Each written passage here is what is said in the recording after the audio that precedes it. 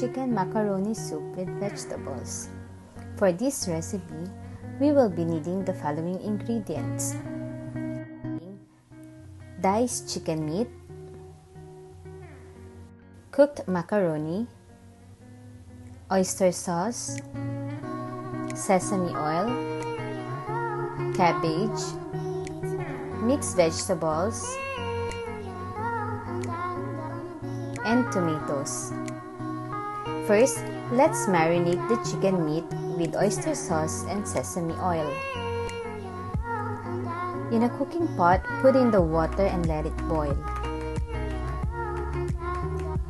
Then, add in the tomatoes, mixed vegetables, and marinated chicken. Cover and let it simmer.